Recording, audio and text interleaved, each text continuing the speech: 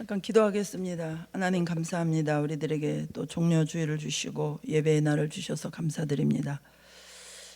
세상에 흔들리고 또 마음 상하고 또 여러 가지 어려운 가운데서도 우리의 마음을 붙들어 주시고 이 자리에 모이게 하시고 예배케 하셨사오니 또 생명의 말씀으로 우리를 다시 한번 일으켜 주시옵소서. 예수님의 이름으로 기도합니다. 아멘. 오늘은 종려주일입니다.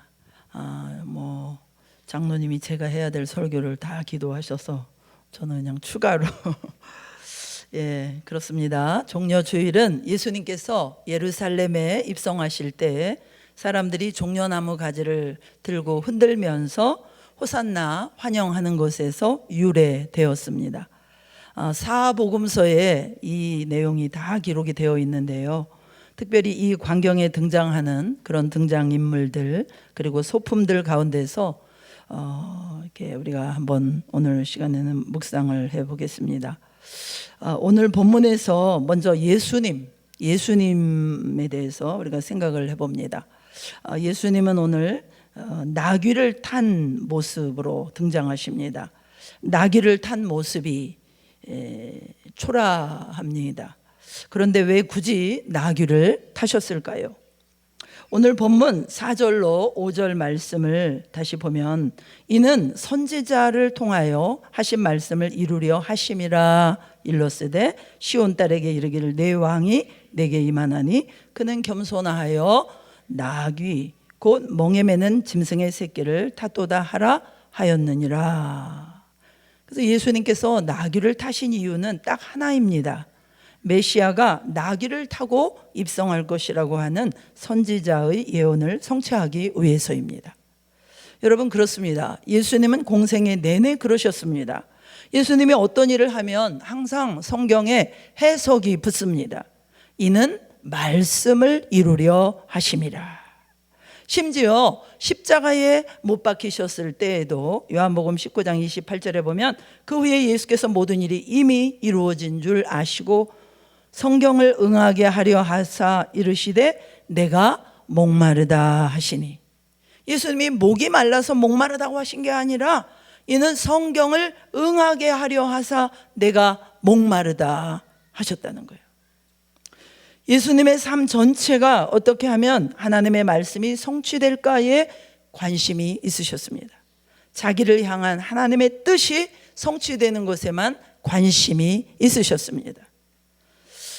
우리의 삶 가운데도 어떻게 하면 나의 삶을 통하여 하나님의 뜻이 성취될 수 있을까를 고민하는 저와 여러분의 삶이 되어야 될 줄로 믿습니다. 그런데 왜 하필 나귀를 타시느냐? 놀랍게도 5절에 그분의 성품 때문이랍니다. 그분은 겸손하여서 나귀를 탄대요.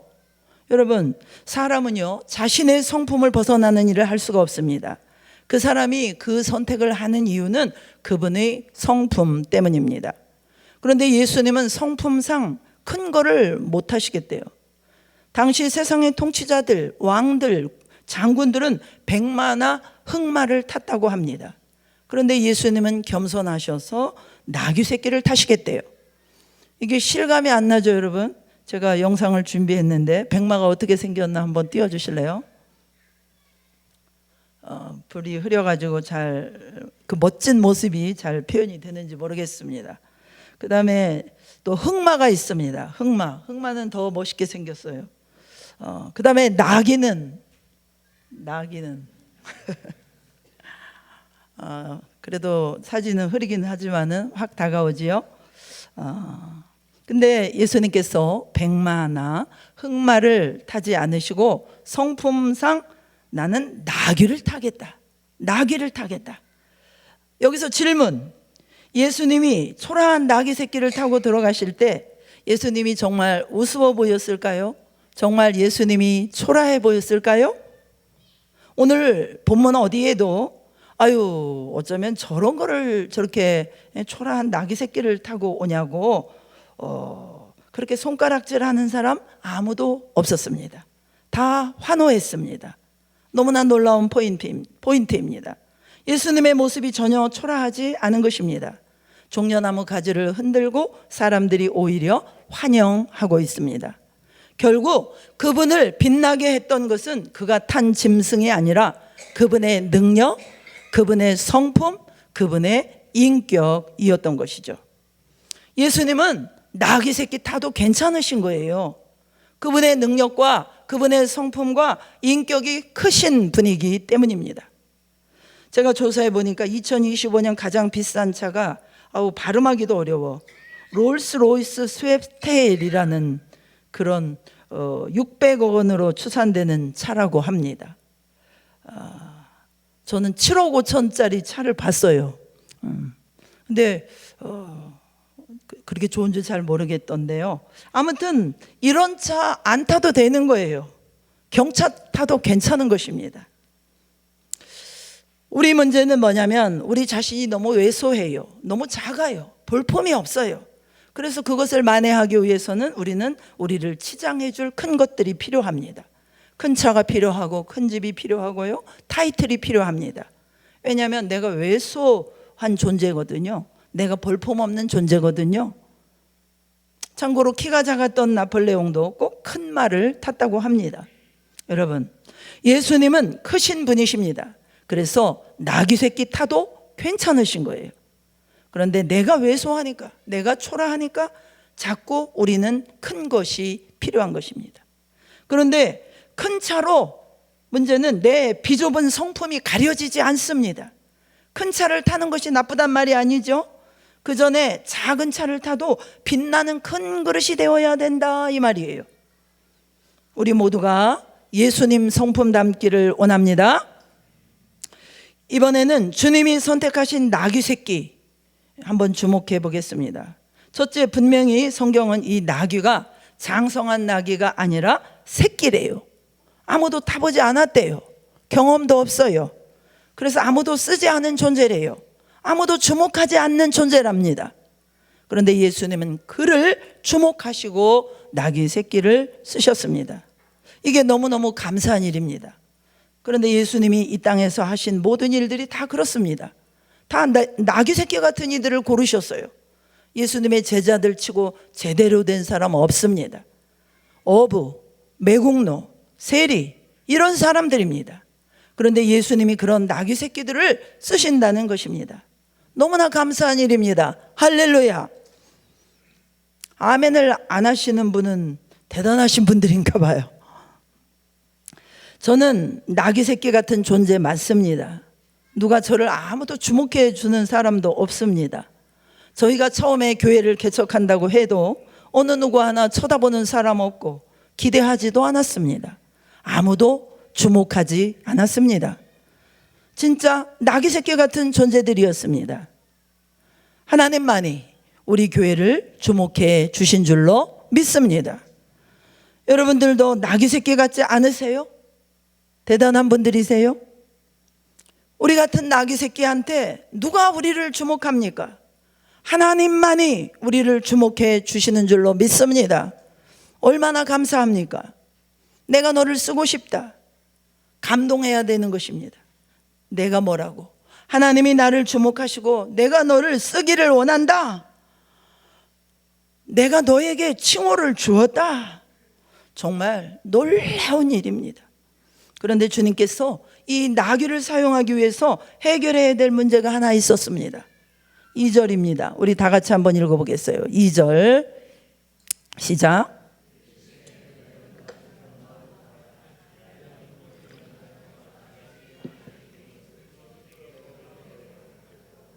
이 나귀를 사용하고 싶어 하시는데 한 가지 해결해야 될 것은 나귀가 지금 묶여 있다는 것이에요. 이 묶임에서 풀려야 쓰임을 받을 수 있습니다. 여러분, 하나님께서 나귀 새끼에 불과한 우리를 쓰기 원하시는데 해결할 것이 있어요. 그것은 우리가 묶여 있다는 것입니다. 누군가는 질병에 묶여 있습니다. 누군가는 열등감에 묶여 있어요. 반대로 어떤 사람은 교만해요. 자신감, 자만심에 묶여 있습니다. 누구는 우울증에, 누구는 잘못된 습관에, 누구는 잘못된 만남에 혹은 과거에 묶여 있는 거 여러분들이 아셔야 됩니다. 그런데 거기서 풀어져야 돼요. 주님께서 여러분을 쓰시기 전에 먼저 자유케 하여 주시기를 축복합니다. 누가복음 4장에 보면은 예수님께서 이 땅에 오신 목적 중에 하나가 우리를 자유케 하심이라고 말씀하십니다. 누가복음 4장 18절 우리가 큰 목소리로 한번 같이 읽어보겠습니다. 시작.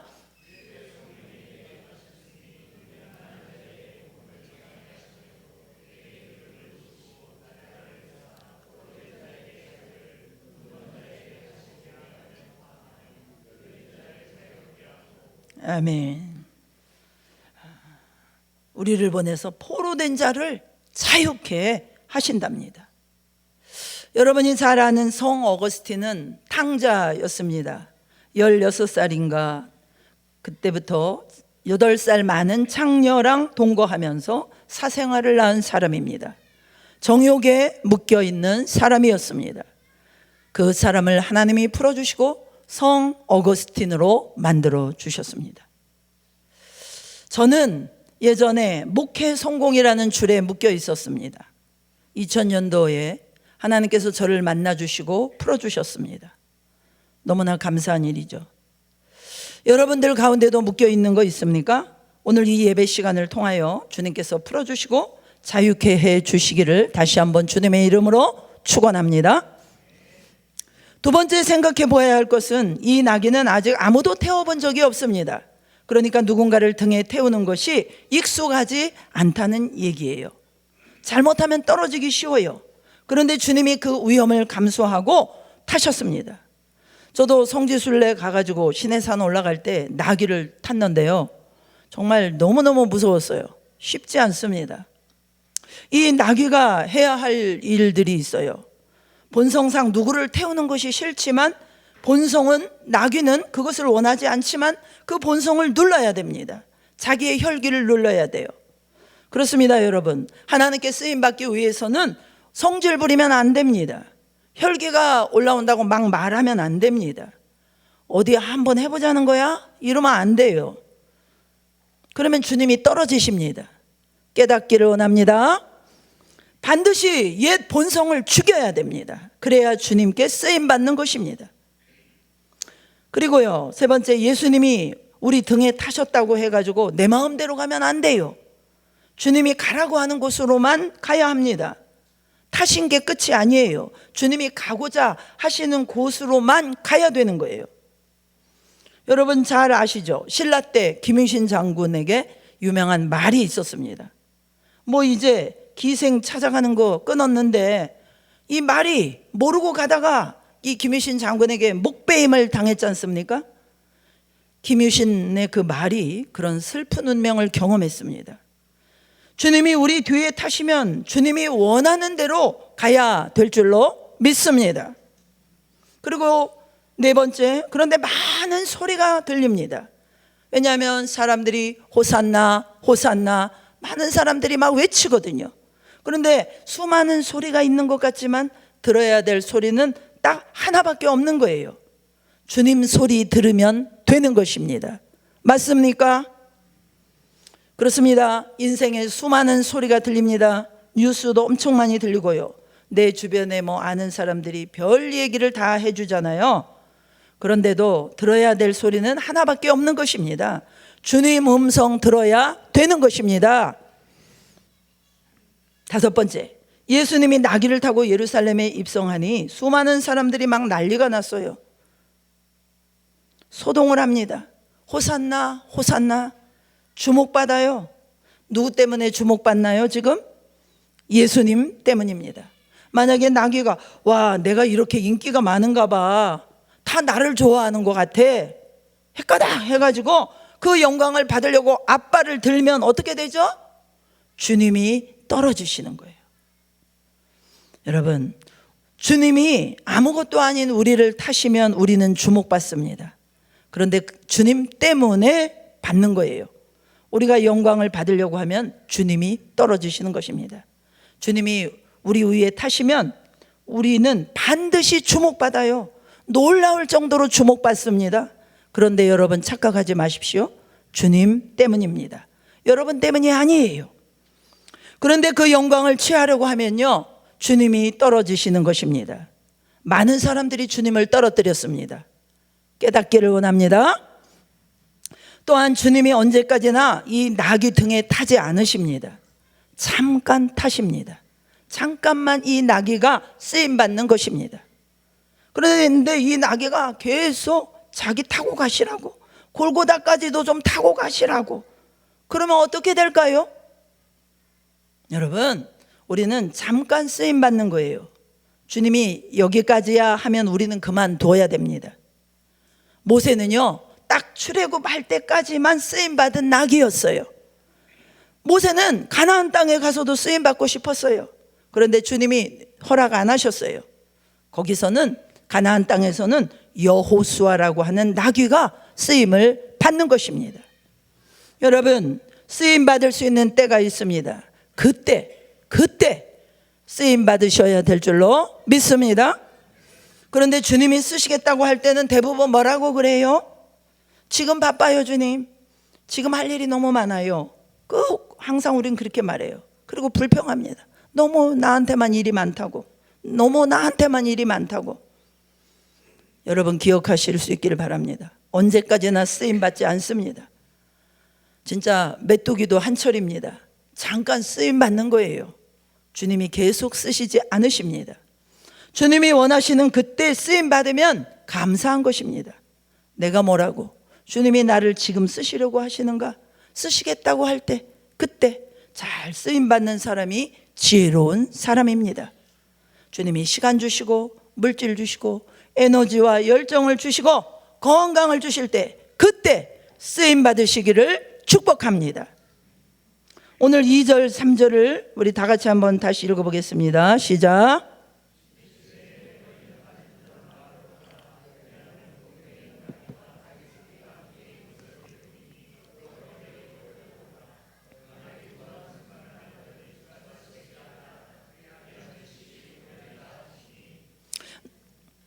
놀랍게도 제자 둘이 나귀 주인에게 가가지고 나귀 새끼를 풀어가요. 그런데 왜 풀어가냐고 물을 때 주님이 쓰시겠다라고 하니까 군말 않고 줍니다.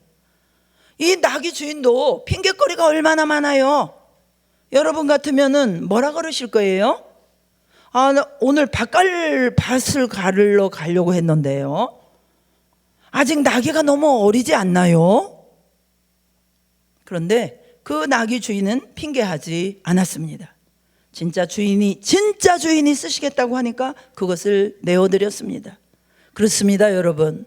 우리는 청지기일 뿐입니다. 주께서 쓰시고자 할 때 순종하실 수 있기를 주님의 이름으로 축원합니다. 마지막으로 무리들 이야기를 해보려고 합니다. 사람들이 엄청나게 환호했습니다. 그런데 왜 그렇게 환호를 합니까? 8절 말씀해 보니 무리의 대다수는 그들의 겉옷을 길에 펴고 다른 이들은 나뭇가지를 베어 길에 펴고 그랬습니다. 겉옷을 길에 편다는 것은 이스라엘 사회에서 이것은 당신은 왕이다 이 말이에요. 열왕기하 9장 13절에 보면요, 무리가 각각 자기 옷을 급히 가져다가 섬돌 위 곧 예후의 밑에 깔고 나팔을 불며 이르되 예후는 왕이라 하니라 그랬어요. 예후가 왕이 됐을 때 사람들이 그렇게 반응했어요. 그러니까 이들이 겉옷을 벗어서 깔았다는 것은 당신은 왕이다라는 것입니다. 그리고 오늘 우리가 읽은 마태복음에서는 나뭇가지라고 표현이 되어 있지만 요한복음에 보면은 종려나무가지라고 분명하게 기록을 합니다. 그래서 종려주일이 된 것입니다. 종려나무 하면은 우리가 잘 아는 팜트리, 대추 야자나무입니다. 그럼 왜 예루살렘 주민들이 그 많은 나무들 중에서 종려나무 가지를 흔들면서 예수님을 맞이했을까요? 이스라엘 민족에게 있어서 이 종려나무는 이들이 바벨론 포로로 끌려갔을 때부터 시작해가지고 지금 이제 예수님 시대, 이 로마 시대에 이르기까지 수백 년 동안 식민지 압제를 당하는 이스라엘 백성들에게 이 생명력과 승리를 상징하는 나무, 민족의 독립을 상징하는 나무, 이게 바로 종려나무였어요. 그래서 실제로 이 종려나무는 줄기를 잘라도 다시 자라나고 그루터기를 불에 태워도 다시 싹이 날 만큼 불사조 같은 나무라고 합니다. 그래서 이스라엘은 이러한 종려나무의 질긴 생명력을 자신들의 민족 정신의 상징으로 여겼던 것입니다. 마치 우리나라가 일제시대 때 사시사철 푸르른 소나무를 우리 민족 정신과 빗대어서 표현했던 것처럼 종려나무는 이스라엘에게 그런 상징적인 나무였던 것입니다. 그러니까 예수님께서 오늘 예루살렘으로 입성하실 때 종려나무가지를 막 흔들면서 맞이했다는 것은 무슨 의미입니까? 굳이 종려나무가지를 안 흔들어도 되고 손뼉만 치고 있어도 되고 하는데 왜 종려나무가지를 흔들었느냐?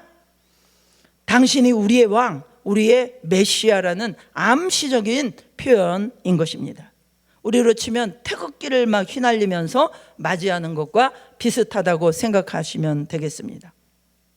조금 더 정치적으로 급진적으로 해석을 하면 예수님, 당신이 걸기하시면은 우리도 따를 준비가 됐습니다. 이런 사인이기도 했습니다. 당신이 우리 민족을 독립시켜 줄 사람이라는 거예요. 그렇게 기대하고 흔들었던 것입니다. 그 밑에 남쪽에 여리고, 그 여리고 지역은 별명이 종려 성읍이에요. 아마 거기 여리고까지 내려가 가지고 많이 가지고 왔을 것입니다. 그리고 이들이 결정적으로 호산나라고 부릅니다. 호산나라는 그 단어는 원래 두 단어입니다. 히브리어로 좀 비춰주시면 호시아 플러스 나, 이 두 단어가 합쳐진 거예요. 그 앞에 호시아라는 말은 호세야, 여호수아, 예수 다 똑같은 말인데 구원하소서라는 뜻이에요. 호시아, 구원하소서. 그리고 끝에 붙은 나, 이것은 지금, 제발, 오, 그런 뜻입니다. 그러니까 합하면 지금, 이제, 제발 구원해 주소서 이 말입니다. 호시아나, 호시아나, 지금 구원해 주소서, 이제 구원해 주소서, 제발 구원해 주소서. 시편 118편 25절에 나오는 말입니다. 여호와여, 이제 구원하소서. 여기에 쓰인 말이 바로 이게 호시아나입니다. 그러니까 이들이 왜 지금 호시아나라고 부르고 있는 거예요? 구원해 달라는 거예요. 그런데 이들이 기대하는 구원이 무엇일까요? 로마의 압제에서 우리를 좀 해방시켜 달라, 이 외침이었던 것입니다. 이렇게 이들이 환호하고 외쳤는데요, 불과 5일 만에, 불과 5일 뒤에는 어떻게 했습니까? 저자를 십자가에 못 박아 죽게 하소서라고 외쳤습니다. 너무 놀랍죠? 우리를 구원하소서에서 저자를 십자가에 못 박으소서라는 외침으로 바뀝니다. 단 5일 만에. 왜 그랬겠습니까? 왜 그랬겠습니까? 5일 동안 가만히 봤더니 우리가 기대했던 메시아가 아니에요.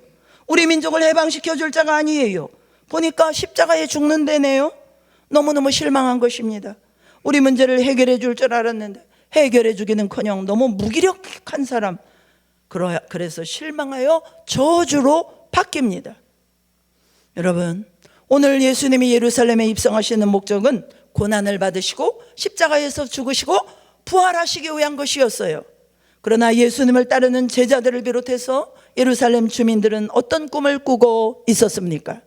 이 예수님이 바다를 잠잠케 하고 귀신을 쫓아내고 병을 고치고 죽은 자를 살리는 어마어마한 그 능력을 보니까 저 무시무시한 로마 정권을 전복시킬 수 있을 것이다. 그리하여 다윗 시대처럼 신정국가를 세울 것이다. 전혀 다른 꿈을 꾸고 있었다는 거예요. 여러분, 우리가 신앙생활에 있어서 항상 긴장을 놓지 말아야 될 것이 있는데 그것이 무엇입니까? 주님의 뜻과 내 뜻이 지금 같은 방향을 향하고 있느냐? 주님의 뜻과 내 뜻이 지금 같은 방향을 향하고 있느냐라는 것입니다. 때로는 우리가 연약해서 조금 더디고 못 따라가는 순간이 있지만 방향이 같으면은 주님이 자비하신 그 손으로 우리를 붙들어 주시고 우리의 빈잔을 채워 주시는 줄로 믿습니다. 그런데 문제는 무엇입니까? 주님 뜻을 이룬다 하면서도 사실은 그 속에 내 욕심이 더 강한 사람들이 있다는 거예요. 제자들도 그랬습니다. 그들은 주님과 늘 함께 있고 주님이 시키는 거는 다 하는 것 같이 보였지만 그들 속에는 이루고 싶은 그들의 꿈이 있었습니다. 놀라운 사실은 뭐냐면요, 예수님도 자기들과 같은 마음이라고 여겼다는 것입니다. 같은 마음이라고, 같은 생각을 하고 계실 거라고 생각했다는 거예요. 여러분, 우리가 주님의 일을 할 때 조심해야 되는 것이 나 좋은 거 하면서 하나님을 위해서 한다고 하는 거예요. 나 기쁜 거 하면서 하나님도 기쁘실 것이라고 착각하는 것입니다. 정말 하나님이 좋아하시고 기뻐하시는 것이 무엇인가 헤아려 보지 않고 그저 내 적성에 맞고 나 인정받고 나 하고 싶은 거 하면서 하나님께 영광 돌린다고 하는 그런 미숙했던 순간이 우리에게 얼마나 많습니까? 저는 돌아보면 너무나 많습니다. 여러분, 참 이상해요. 전도사나 목사가 하면요, 다 주의 일이 됩니다. 주님이 같이 안 계셔도요, 목사가 하고 교회가 하면요, 주의 일이 돼요. 이런 것을 조심해야 되는 거예요. 나가서 하면 다 나가서 나쁜 짓 하면은 주님의 일이라고 아무도 얘기 안 해요. 그런데 교회 안에서 교회가 하고 목사가 하면 주님 뜻이 아니어도 주의 일이라고 하는 이상한 명분이 붙습니다. 분별할 수 있는 하나님의 자녀들이 되어야 할 줄로 믿습니다. 정말 하나님의 자녀들은 과연 하나님께서 이것을 원하시나? 성경이 이것을 지지하나? 주님이 기뻐하시나? 생각하는 사람들입니다. 그분의 마음을 헤아리고 그 뜻 안에서 행하기를 원하는 사람들입니다. 여러분, 하나님은 하나님이 좋아하시는 것이 무엇인지 성경에 다 적어 두셨어요. 그리고 성령님까지 보내주셔가지고 우리 안에 그 감동을 주십니다. 그래서 우리가 그 하나님의 마음을 알아가는 것입니다. 하나님의 뜻을 따라가는 것입니다. 정말 주님이 기뻐할 만한 것으로 주님을 기쁘시게 해드릴 수 있는 저와 여러분이 되어야 할 줄로 믿습니다. 그러므로 우리가 오늘 종려주일을 맞이하면서 영광스러운 예수님의 개선 행진만 상상해서는 안 됩니다. 오히려 우리는 이 종려주일을 통해서 과연 내 신앙은 예수님의 마음과 함께 가고 있는가? 그렇지 않다면 우리 신앙은 말만 신앙이고 또 내가 만든 하나님을 섬기는 것과 다를 게 없는 것입니다. 여러분, 가룟 유다가 예수님을 미워하거나 예수님께 미움을 받았다거나 싸웠다거나 이랬다는 기록 없어요. 가룟 유다는 생각했을 것입니다. 오늘 예루살렘이 이제 마지막 3번째 입성하시는데, 야, 이제 드디어 고산날이 왔나 보다. 이제 바로 그날이 왔나 보다. 얼마나 기대를 했겠습니까? 성격 급한 사람들이 하는 일이 뭐예요? 판 짜는 거예요. 판. 가룟 유다는 무슨 판을 짰을까요?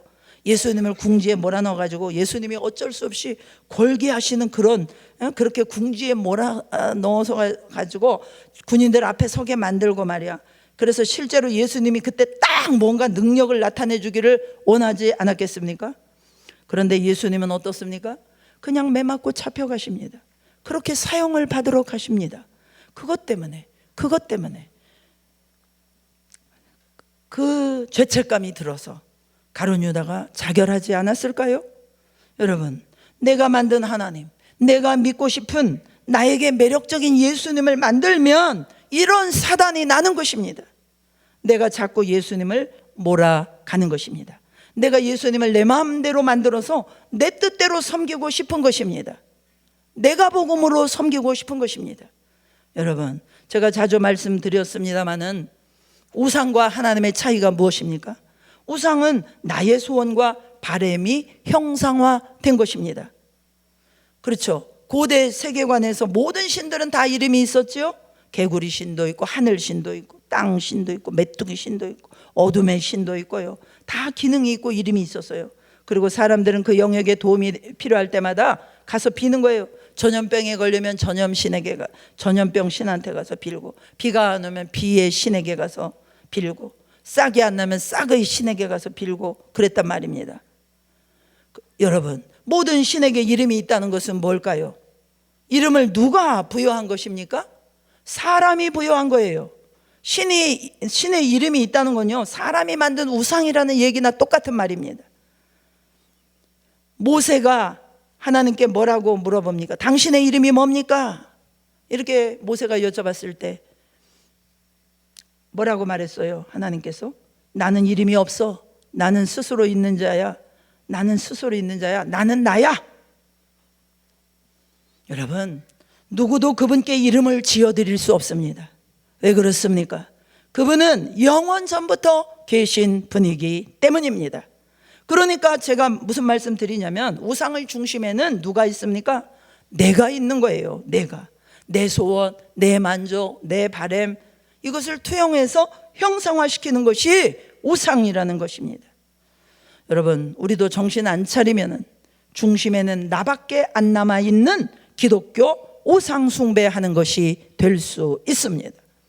말씀 앞에 우리 자신을 계속 비춰보지 않으면 엉뚱한 믿음 가지고도 놀라운 확신을 가지고 사는 사람이 되는 것입니다. 여러분, 아무리 놀라운 확신을 가지셔도요, 믿음이 엉뚱하면 아무 의미가 없어요. 차라리 확신이 불안해도요, 믿음이 바라야 합니다. 믿음이 바라야 합니다.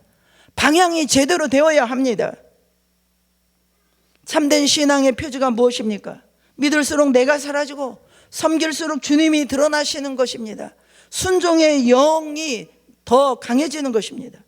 물론 처음에는 누구나 자기 유익을 위해서 신앙의 문을 두드립니다. 재정의 문제든 건강의 문제든 자녀의 문제든 내 힘으로 할 수 없는 불가항력적인 인생의 문제가 생겼기 때문에 많은 분들이 하나님을 찾는 거 아니겠습니까? 그런데 거기에만 계속 머무르면 신앙 성숙이 이루어지지 않는 것이죠. 어린아이가 장애가 있어가지고 자라지 않는다면 평생 부모의 근심거리 아니겠습니까? 우리가 구원받았다고 하는데 우상 숭배와 별반 다를 것 없는 비나이다 비나이다 신앙에 머물러 있을 수 있습니다. 그것이 하나님한테 얼마나 큰 아픔이 되겠습니까? 주님 안에서 우리가 신앙적으로 쑥쑥 성장해 나가야 될 줄로 믿습니다. 사랑하는 성도 여러분, 여러분이 기대하는 게 무엇입니까? 여러분이 기대하는 구원은 무엇입니까? 혹시 이 예루살렘 주민들과 비슷하지 않나요? 우리를 구원해 주소서 할 때 이 구원이 우리 자녀 좋은 대학 가게 해주시고 또 좋은 결혼하게 해주시고 직장에서 승진하게 해주시고 내가 가진 이런 문제 저런 문제에서 나를 구원해 주소서 아닌가요? 예수님이 그런 거를 못 하신다는 게 아니라 예수님이 주시고자 하는 것은요, 사실 그것과는 비교할 수 없는 영원한 생명을 주시고자 하는 것이에요. 여러분, 실감이 잘 안 나시겠지만 우리 인생 유한합니다. 그런데 구원은 영원한 생명을 얻는 것입니다. 죄와 사망에서 우리를 구원해 주시는 것입니다. 비교가 안 되는 거예요. 훨씬 큰 거를 주실 수 있는 예수님한테 작은 것 안 주신다고 실망하는 것입니다. 우리도 이렇지 않냐 이 말이에요. 루마니아가 소련의 치하에서 공산 정권의 지배를 받고 있을 때 그때 루마니아 지하교회를 이끌던 존 오르스 목사님이 계셨습니다. 존 오르스 목사님은 예수님을 따르는 참된 제자의 삶에 대하여 다음과 같이 이야기를 하면서 예수님의 제자됨에 대하여 십자가를 지는 것의 의미에 대해서 다음과 같이 말씀을 했습니다. 공산정권 시절에 그 지하교회에서 예배가 끝나고 나면 너나 할 것 없이 그리스도인이 되겠다고 나섰다. 그때 나는 그들에게 말했다. 잘했소. 그런데 여러분들은 그리스도인이 되기 위하여 대가를 치러야 하니 잘 생각하시오. 그러면 그들이 끝까지 예수 믿겠다고 고집을 부리고 일어나는 그 사람들을 대상으로 약 3개월 정도 말씀으로 공부를 시켰다. 그리고 그 3개월 공부가 끝나면 본능적으로 너나 할 것 없이 침례를 받겠다고 나섰습니다. 그러면 침례를 받겠다고 나서는 그 사람을 향하여 존 오르스 목사님은 다음과 같이 또 주의점을 말해 주셨다고 합니다. 잘 생각해 보시오. 여러분들이 침례를 받겠다고 나서는 것은 귀한 일인데 그러나 여러분이 침례를 받고 침례 명부를 작성하게 되면 여기에 몰래 들어와 있는 첩자들 중에 한 사람이 여러분의 이름을 상부에 보고하게 될 것이요. 그러면 여러분들은 그때부터 고달픈 삶이 시작될 것이요. 직장에서 쫓겨나기도 하고 친구의 배신을 당하기도 하고 자식을 잃을 수도 있을 것입니다. 여러분의 가정이 깨어 흩어질 수도 있습니다. 그래도 침례를 받겠다면 침례를 베풀겠소. 그러면 상당히 많은 사람들이 털썩 그 자리에 주저앉아 버렸다고 합니다. 그리고 끝까지 남은 몇 사람이 있습니다. 그들에게 침례를 베풉니다. 그들이 웁니다. 그리고 그들을 예수님의 제자 삼아서 지하교회 지도자로 세우고는 했다고 합니다. 여러분, 우리가 병원에 가서 수술 받을 때 대부분 병원은 서약을 받게 합니다. 각서를 받습니다. 수술이 잘못되어도 전적으로 내가 책임을 지겠습니다. 그 각서를 쓰지 않으면 수술을 해주지 않습니다. 다 씁니다. 당장 죽게 생겼는데 어떻게 안 씁니까? 그때 각서를 쓰면서 한 번쯤은 생각합니다. 내가 죽을 수도 있겠구나. 내가 생명을 걸고 이 수술을 받아야 하겠다. 그렇게 결정합니다. 교회를 올 때 어떤 사람이 교회를 등록한다고 해요. 등록한다는 게 뭔지 알고 교회를 등록할까요? 그때 만약에 제가 생각을 잘 해보세요. 우리 교회를 등록한다는 거는요, 예수님을 믿겠다는 것이고요, 예수님을 믿는다는 건요, 앞으로 당신의 인생이지만 당신 마음대로 살 수 없다는 것을 의미합니다. 이제 당신은 주일날 세상의 어떤 일보다 하나님 앞에 나와 예배하는 일을 소중히 여겨야 될 것입니다. 지금까지 당신이 누렸던 취미와 레저 생활은 이제는 어쩌면 누리지 못할 수도 있습니다. 집안이 안 믿으시는군요. 그러면 형제님이, 자매님이 우리 교회에 등록하고 예수 믿겠다고 서약하는 순간 가족에게서 어쩌면 이제는 가족 간의 관계가 깨어지고 그리할 수도 있을 것입니다. 이제 당신은 직장을 정함에 있어서도 당신이 가고 싶은 직장을 정해서는 안 되고 예수님이 원하는 직장을 선택해야 합니다. 그리고 우리 교회 등록을 하게 되면 어쩌면 도무지 당신의 그 성격과 기질이 맞지 않는 사람과 함께 끙끙대면서 우리 교회를 다녀야 할지도 모릅니다. 그래도 등록을 하시겠습니까? 이렇게 말해주는 교회는 지상에 없을 것입니다. 그러나 초대교회는 그렇게 서약을 받지 않았을지 모르나 초대교회 성도들은 예수님을 믿고 예수님을 따른다는 것이 과연 무엇인지 말해줄 필요가 없었어요. 왜냐하면 그 당시 예수 그리스도를 믿고 따르는 성도들이라고 한다면 응당 이렇게 알고 따랐기 때문입니다. 다시 말해서 십자가가 무엇인지, 예수님을 믿는다고 하는 것이 무엇인지 이것을 알고 교회에 들어왔기 때문에 그때 교회 안에 있는 믿는 성도들은 진짜였다는 거예요.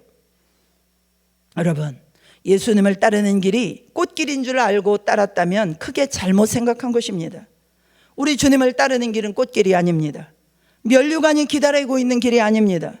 궁극적으로는 면류관이 기다리고 있지만 저 천국에서 우리가 면류관을 얻기까지는 이 땅에서는 반드시 이 죽음의 십자가를 통과해야 됩니다. 예수님께서도 강조하셨죠. 자기를 부인하지 않고는 결코 나를 따라올 수 없다. 여러분, 그 말씀이 철저하게 현실이 된 것이 종려주일 이 한 주간입니다.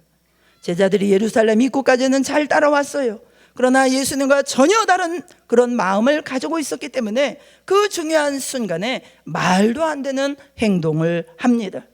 겟세마네에서 체포당하고 끌려가 나가실 때 모두가 다 도망갔어요. 가야바의 뜰에서 고문당하실 때 베드로는 3번이나 부인하고 저주했습니다. 십자가 지고 골고다 올라가실 때 아무도 그 곁에 있지 않았습니다. 가장 중요한 이번 한 주간 아무도 예수님 곁에 없었어요. 왜 그렇게 되었습니까? 자기를 버려야 하는 순간이 드디어 왔기 때문입니다. 병 고치고 바다를 잠잠케 하고 귀신 쫓는 예수님은 따를만 합니다. 그런 예수님께는 인생 바칠 맛이 납니다. 그런데 맥없이 끌려가시고 고문당했는데 한마디도 못하시고 그대로 십자가에서 유언도 못하고 죽는 그 예수님을 누가 따르겠습니까? 자기를 버리지 않으면 따를 수가 없는 거예요. 내 소원과 내 바람과 내 야망을 버리지 않으면 중요한 순간에 예수님 못 따라가는 것입니다. 여러분, 그렇습니다. 사실 우리 기독교는 십자가와 부활만 빼면 굉장히 부드럽고 매력적인 종교가 될 수 있어요. 도덕적이고 윤리적이고 가난한 사람 섬기고 이웃을 도와주는 종교, 이런 거 싫어할 사람이 누가 있겠습니까? 예수님도요, 병 고치고 죽은 자 살리고 종교 지도자들 막 도와주고요, 소외된 사람들 편들어주고, 여기서 끝났으면은 진짜 매력적인 얘기가 되는 거 아닙니까? 그렇게 되면 다른 종교들 지도자들과 얼마든지, 다른 종교들과도 또 얼마든지 화합하고 손잡을 수 있는데, 굳이 마지막에 십자가, 부활 이거를 꺼내 드신 거예요. 여러분, 십자가와 부활을 시작하면요, 그때부터 불편한 게 많아집니다. 왜요? 십자가 앞에 서려면 내가 회개할 죄인임과 내 인생의 주권이 내게 있지 않다는 것을 받아들여야 되기 때문입니다. 부활을 인정한다는 것은 단순히 죽었다가 살아났다는 사실뿐만 아니라 부활하신 주님이 내 안에 계셔서 나의 주인이 되신다는 사실을 받아들여야 합니다. 이게 우리를 불편하게 하는 것입니다. 예수님을 믿는다는 것은 남들보다 좀 더 윤리적이고 좀 더 고상하게 산다는 것이 아니에요. 그리스도를 삶의 중심에 모시고 그분께 복종하는 삶을 사는 것입니다. 여러분, 이것이 우리 육체는 결코 달가운 소식이 아닙니다. 여러분, 오늘 종려주의를 맞이해서 이 무리들이 범한 우를 우리는 범치 않기를 원합니다. 진짜 대단하고 큰 거 주시는 그분께 작은 거 기대하지 않기를 원합니다. 우리 영혼을 죄에서 구원하시는 그분께 겨우 내가 가진 장애물 하나 치워달라고 해결해 주지 않겠냐고, 이거 안 해줬다고 원망하고 있지 않나요? 우리의 근본적인 문제가 무엇입니까? 말로는 구원 하지만 우리가 받은 구원의 가치가 얼마나 대단한지를 모르는 것이 가장 큰 문제입니다. 예수님이 우리에게 주신 이 은혜가 얼마나 대단한 건지 눈을 열어 주시기를 축복합니다. 우리 찬송하며 하나님께 나가겠습니다.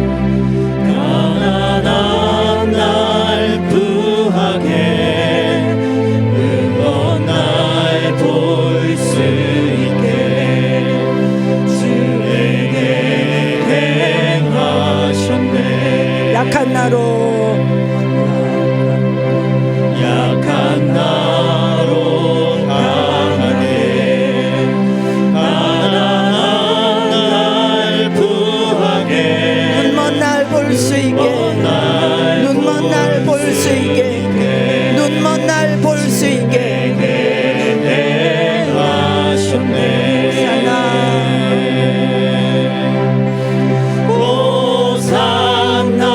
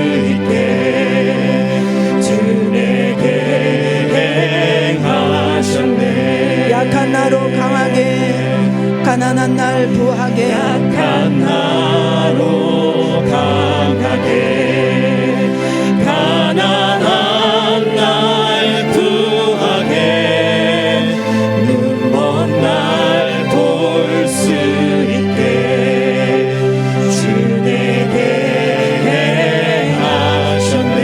호산나 할렐루야.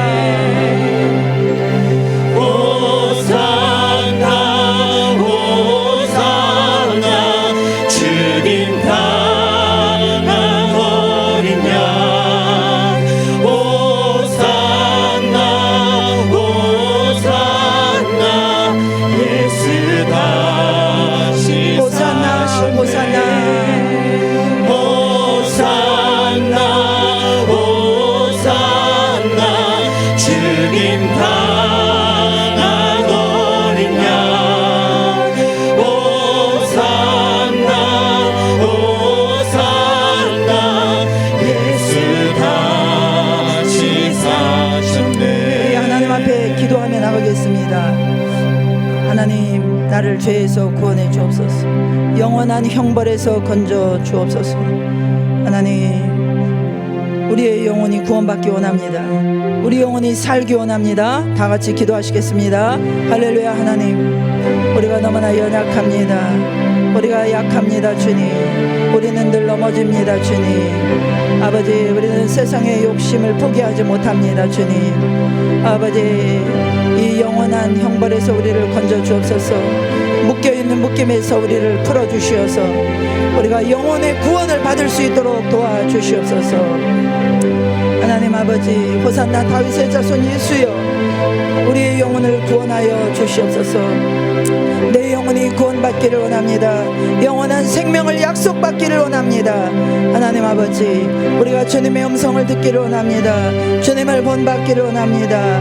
아버지, 주님이 쓰시겠다고 할 때 우리 자신을 기꺼이 내어드릴 수 있는 아버지 주님을 따르는 저희들이 되기를 원합니다. 하나님, 호산나 나를 구원하소서, 지금 나를 구원하소서 외치는 우리 모두가 되기를 원합니다. 하나님 도와주시옵소서. 아버지, 우리가 더 이상 연약하다고 우리가 우리의 자리에 머물러 있지 않게 하여 주시옵시고 우리를 일으켜 주시옵소서. 우리를 일으켜 주시옵소서. 우리를 구원하여 주시옵소서. 우리의 영혼을 건져 주시옵소서. 할렐루야. 주님 역사하여 주시옵소서. 아버지 함께하여 주시옵소서. 하나님 아버지, 그렇습니다. 우리가 너무나 연약합니다. 우리가 가난합니다. 우리는 너무나 부족합니다. 우리가 하나님의 생명의 능력으로 살기 원합니다. 죄에서 우리가 구원받기를 원합니다. 우리 영혼이 살기 원합니다. 영원한 생명 얻기를 원합니다. 아직 이 생명과 관계없는 분들이 이 자리에 한 분이라도 계시다면 이 영혼이 정말로 살기를 원한다고 하나님 앞에 구할 수 있는 자들이 되게 하여 주시옵소서. 예수님의 이름으로 기도하옵나이다. 아멘.